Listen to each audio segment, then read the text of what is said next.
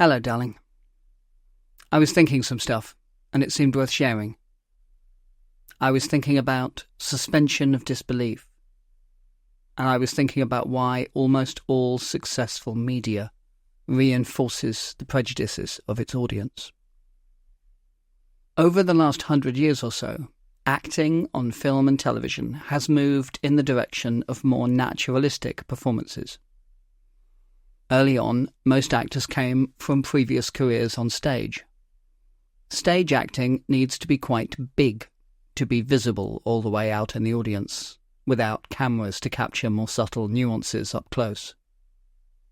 Looking back on early film and television, a lot of the acting seems very exaggerated. Fans at the time still loved these movies. They weren't comparing the actors' behaviour to people in real life. They were comparing it to other movies. It wasn't jarring to them. It didn't pull them out of the story, like it sometimes does to us rewatching it now, because it was what they'd been expecting. It was normal. As time went by and new actors came along who had never appeared on the stage of a theatre, they too performed in this exaggerated way. That was just the way it was done. It was what audiences expected, and they did not like to be disappointed. As the decades went by and technology improved, better camera lenses and sound reproduction made it possible for the action on a movie screen to look more like real life. Early experiments with colour had been garish and unrealistic, but through the 50s and 60s, things became more subtle. This greater realism was a selling point that the studios were proud of, and it went hand in hand with successive generations of actors and directors keen to tell stories that felt more rooted in the real world that their audiences lived in. Performances became less exaggerated, more like the way people actually behaved in real life. Of course, there was still a place for unrealism. A lot of people went to the movies to escape from real lives that sometimes felt boring to them. They wanted a heightened experience, intensity and excitement. A car chase or a shootout would have been frightening in real life, but in the movies it was exciting, thrilling. In the quieter scenes, though, in between the action, characters tended to behave in the sort of way that audiences recognised. They either recognised it from real life, or they recognised it from other movies they had seen. Either way, it was familiar.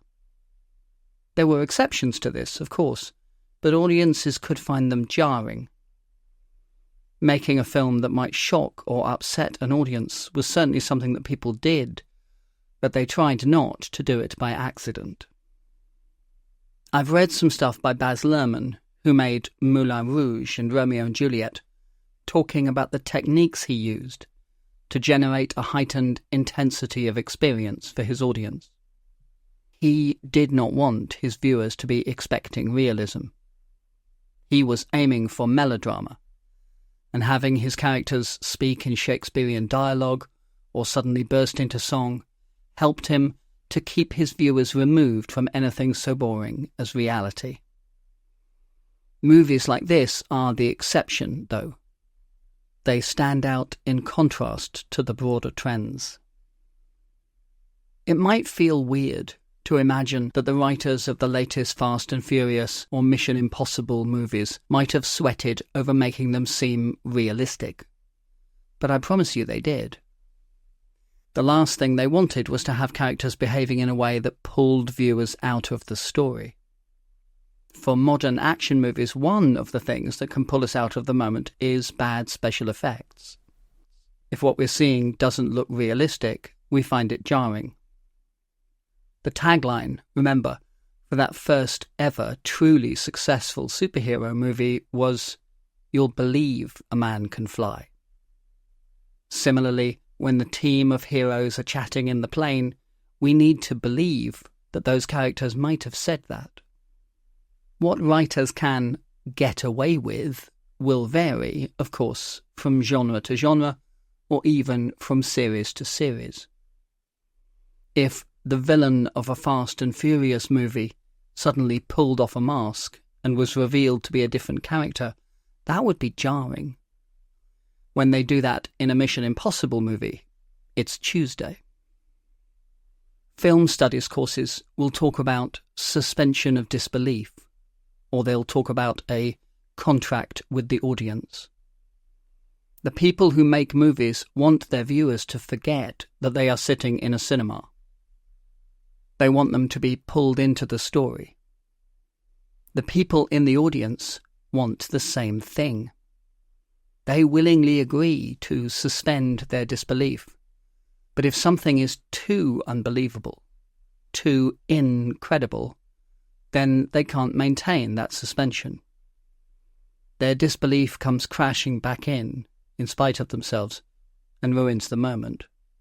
Suddenly, they remember that they are sitting in a cinema, not in a car chase, and they feel let down, betrayed.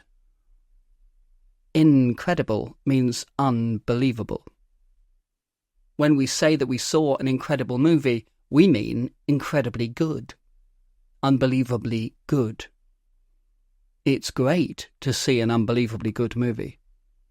It's less great to watch a movie that we don't actually find believable. As I said earlier, there are two main options to making a thing believable. Viewers must either recognize it from real life, or they must recognize it from other movies they have seen. The rules for believability vary, therefore. Writing a realistic scene set in an airport or a post office is different from writing a realistic scene set in a prison or a space station. Most people have some real-world experience of being in a post office, so you do need to make it actually realistic. For a lot of people, though, everything they have ever seen of life in prison comes from movies and television. When judging how believable a scene is, they are not comparing it to their actual life. They may still find it jarring or unrealistic, of course, but the writer doesn't need to be an ex-con to fix that, or even to speak to any ex-cons. All they need is for their scene to align with what the audience is expecting. It needs, realistically, to be like other prison movies, not like an actual prison. Naturally, there are writers and directors who want to tell stories set in realistic prisons, sometimes because they do have actual experience of them. When a movie you're watching has a message at the start that says, "This is a true story, it actually happened," they are saying that in order to help you bolster and support your suspension of disbelief. When you see things that don't align with the tropes of other prison stories, they want you to stay with them, to trust them. Even in true stories, though, they are still making deliberate choices about what to include. When you see things that are jarring, they want you to be jarred. They want you to walk out of that movie and talk to people about how it jarred you. This dance between realism and tropes or stereotypes is everywhere in popular media. Every storyteller makes their own choices about how to navigate that landscape. Jane Austen famously never wrote a scene that didn't have a woman in it. She had never seen how men behaved without a woman present, and couldn't be certain that she'd be writing realistically. Other female writers of that time made different choices. Maybe they had read enough stories containing only male characters to feel confident that they could carry it off. Or maybe they were simply so used to being ignored by the men around them that they couldn't credit that their mere presence in a room would significantly transform a man's behaviour. I recently, finally, watched the first season of The Wire. This is a much-lauded HBO crime drama series from 2002.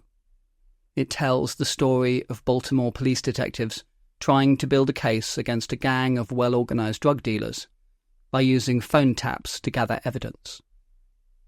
Its showrunner and head writer, David Simon, was a former police reporter, and the story did its best to be more realistic about the methods and tactics of modern police work than was normal in the television of the time.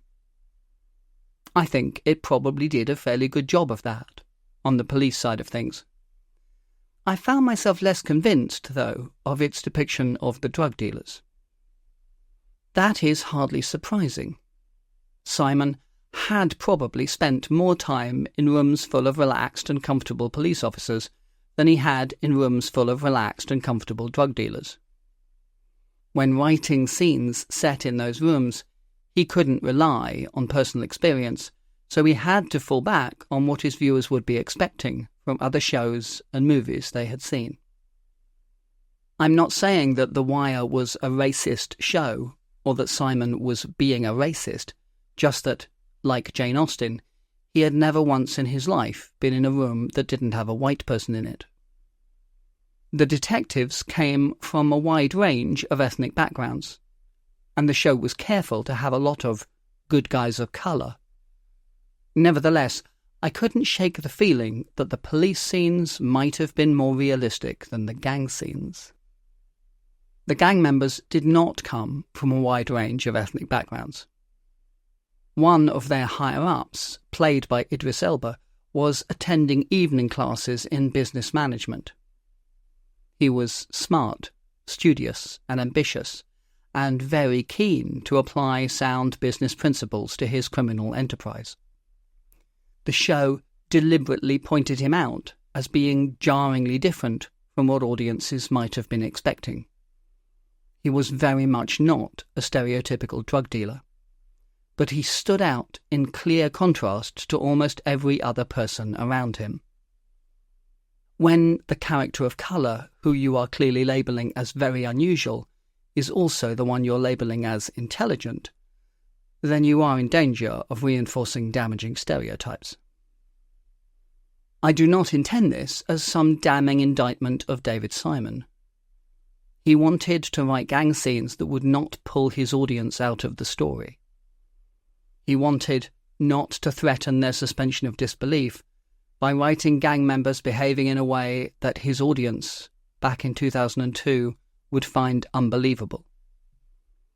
Because he did manage to do this, his show was successful. Maybe, in some parallel universe, he wrote a different show where all the gang members were much more sympathetic. But I don't think it would have been as big a hit. Writers who want to be successful try to write scenes that their audience will find believable. This is why I think that almost all successful media reinforces the prejudices of its audience. Not giving the audience what they expect is a risky business. You will lose some of them each time you do it.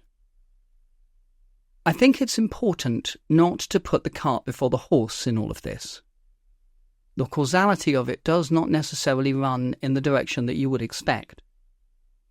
I do not believe that it is possible to write a hit show by pandering to the prejudices of your audience, because I do not believe it is possible to write a hit show. I think you write a show, and so do lots of other people, and all those shows get made, and some of them turn out to be hits. There is no way to ever know which it will be. Anyone who tells you otherwise is selling something. It is mostly stock market advice, or something similar. It is also mostly bullshit. Trying to guess the prejudices of your audiences will not help you to write a hit show, but I do think that the reverse is often true. Looking at which shows are hits can tell you things about the prejudices of its audience. I think watching the first season of The Wire taught me some things about the prejudices of Western culture in 2002. There is a strand of journalism that specialises in discussing the movies and shows that are currently hits and reflecting on the implications of that, on what they can tell us about our current prejudices. It is an interesting thing to think about sometimes. Equally, though, I suspect that current prejudices are often too close up for us to get an accurate perspective on them. We'll see them differently looking back from the 2040s. I do try to keep in mind, though, that only half of what I think of as normal behaviour comes from real life, and the other half is from TV shows and movies.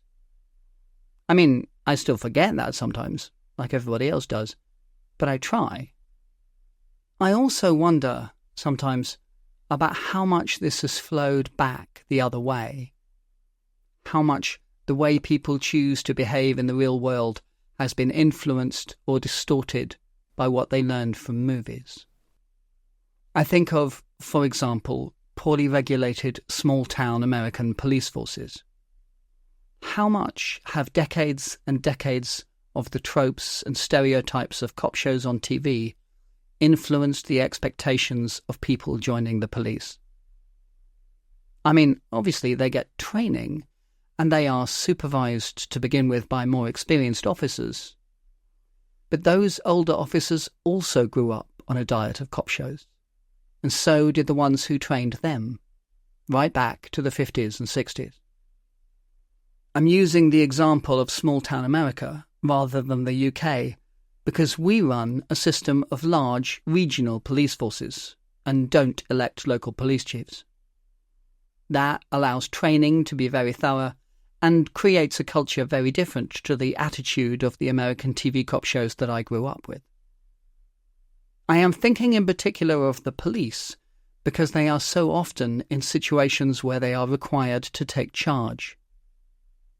They have to choose how to behave and get to impose that behaviour on those around them. The same argument can be made in other areas where people have power and authority. How much of the behaviour of politicians is influenced by the fictional examples that they grew up with? How much of the behaviour of bosses and CEOs?